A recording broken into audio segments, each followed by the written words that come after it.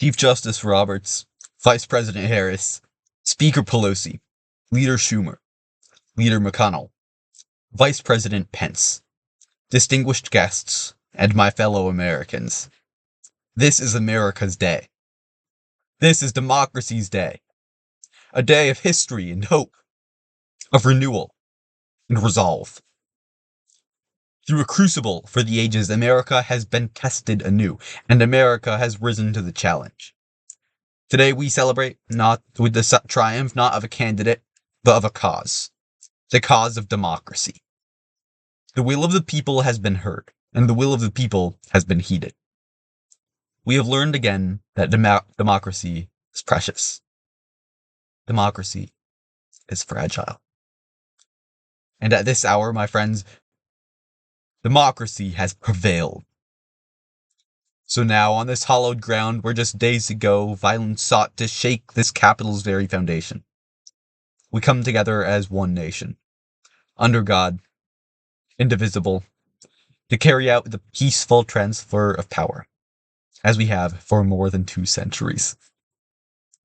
We look ahead in our uniquely American way, restless, bold, optimistic, and set our sights on the nation we know we can be and must be. I thank my predecessors of both parties for their presence here. I thank them from the bottom of my heart. You know the resilience of our Constitution and the strength of our nation.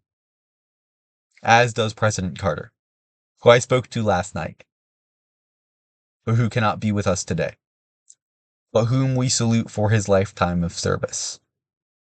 I have just taken the sacred oath each of these patriots took, an oath first sworn by George Washington.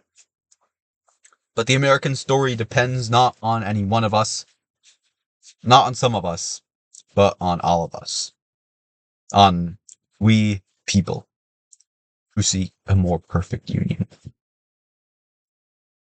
This is a great nation, and we are a good people.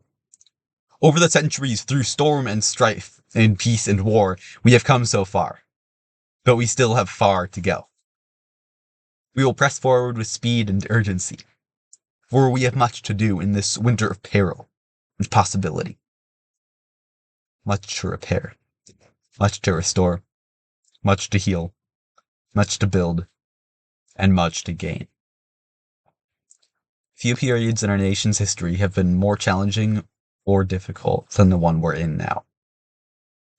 A once-in-a-century virus silently stalks the country.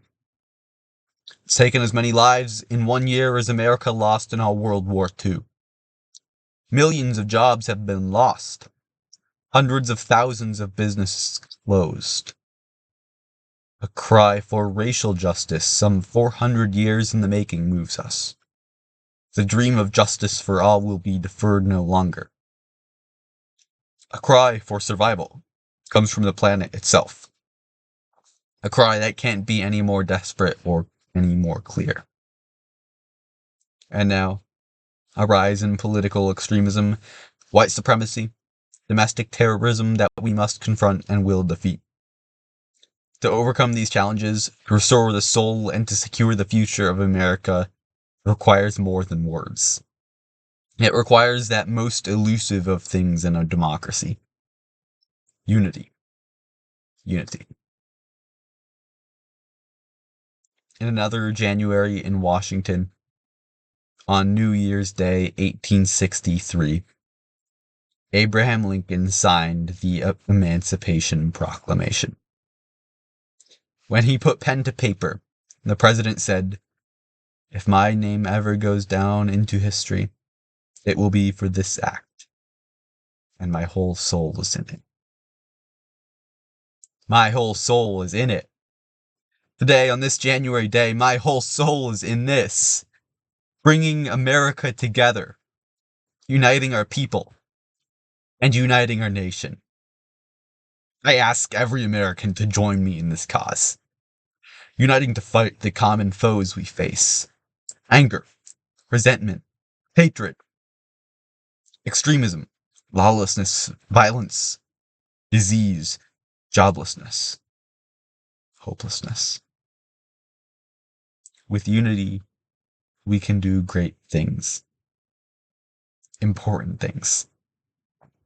We can right wrongs. We can put people to work in good jobs. We can teach our children in safe schools. We can overcome this deadly virus. We can reward work, rebuild the middle class, and make healthcare secure for all. We can deliver racial justice.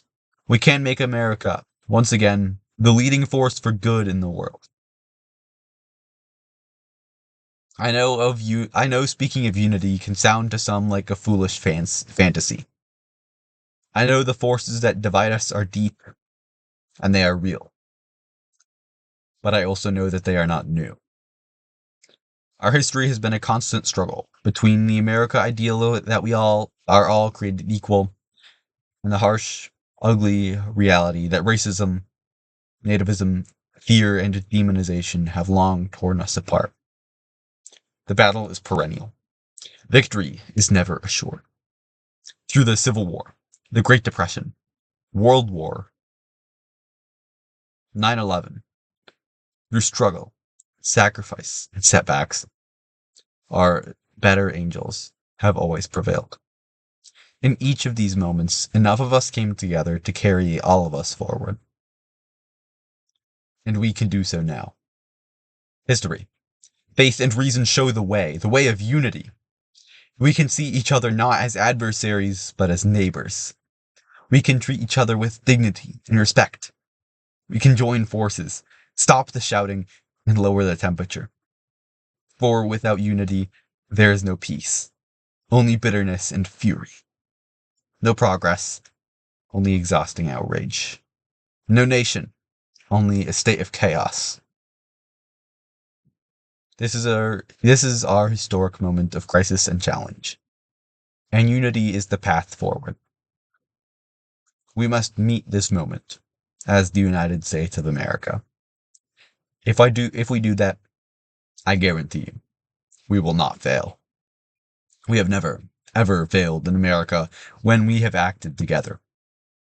And so today, at this time and in this place, let us start afresh. All of us.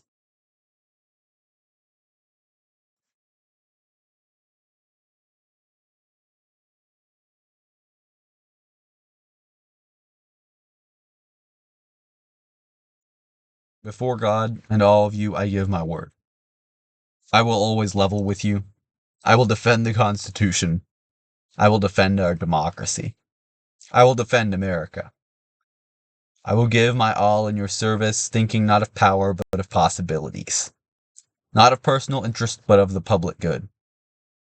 And together, we shall write an American story of hope, not of fear.